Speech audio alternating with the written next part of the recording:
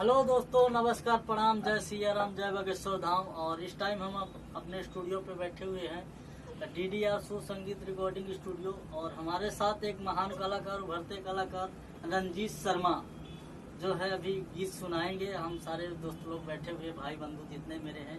तो रंजीत भाई दर्शकों को सुनाइए गाना। सभी भोजपुरी भाइयों के प्रणाम बा, नमस्कार बा।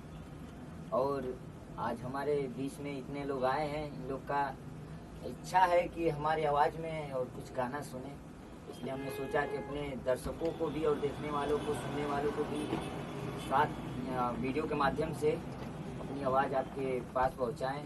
थोड़ा लाइक सब्सक्राइब करिएगा, आशीर्वाद करिएगा। और किलोरियों खिया से बही जैसे दरिया और किलोरियों खिया से बही जैसे दरिया जिंदगी बेजान हो गई, जिंदगी बेजान हो गई। याद तो हर सतावे तो हम का करी, याद तो हर सतावे तो हम का करी।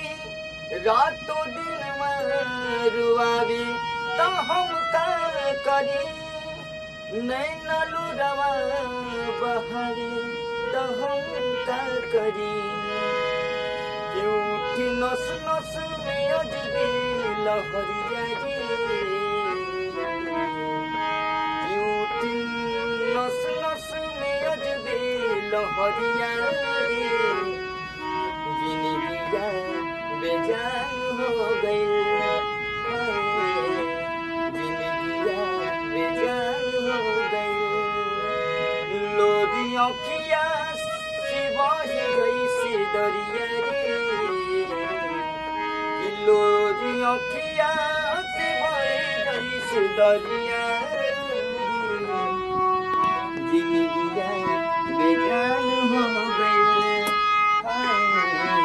जिंदगी बेजान हो गई।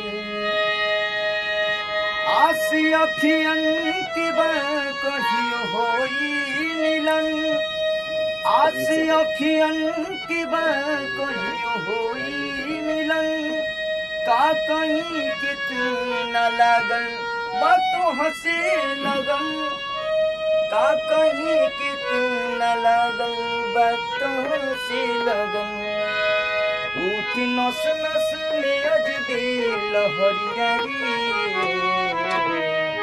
उठ नस नस में अजबे लहरिया रे।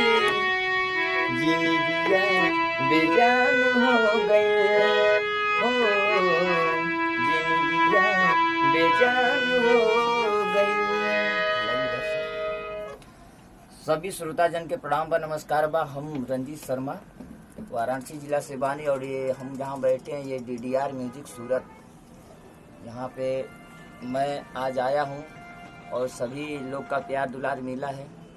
और ये मनोरंजन के साथ आप लोग को मैं वीडियो डालना चाहा। और मेरा 2 सॉन्ग भी गया है, आप लोग देखिएगा VRR म्यूजिक जंक्शन पर।